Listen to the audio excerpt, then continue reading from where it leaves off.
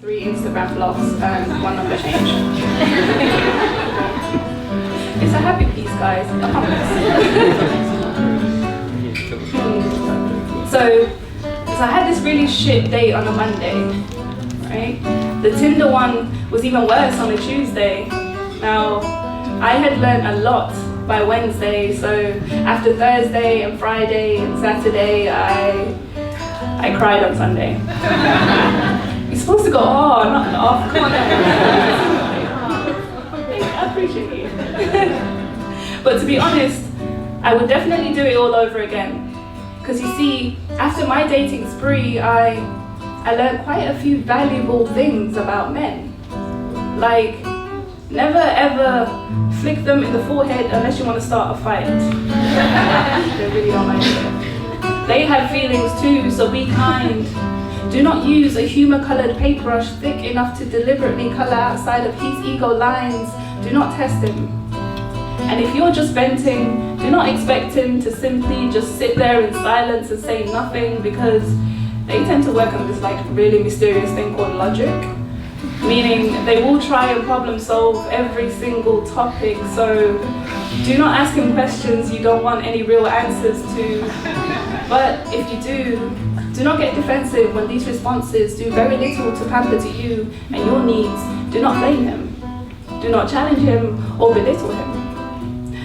Do not make more money than him.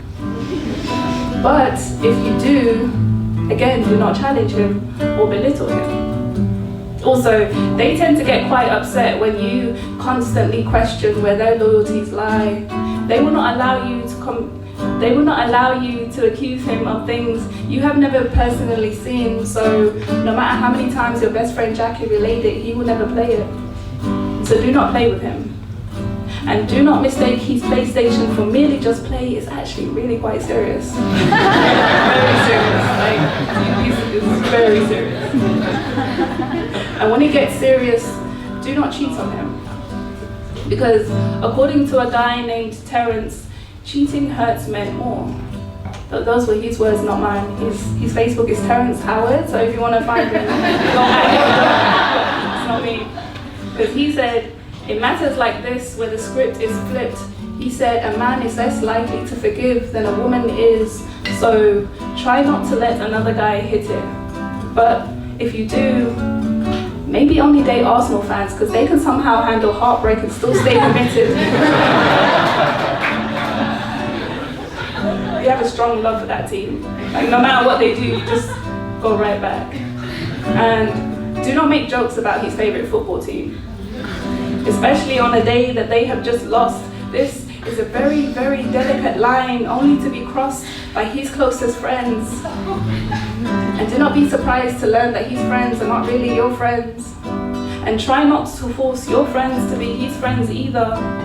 And if you guys get into a fight about this, do not try and take a breather or go on a break. But if you do, maybe be mentally prepared that in your absence he might have made a few mistakes or two.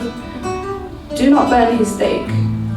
Always try to season with spice. Never, ever, ever undercook the jollof rice. Matter of fact, never serve him anything raw other than your emotions, but in the same breath, try not to overfeed him. And when you see him in a club, do not steal his hat and run off.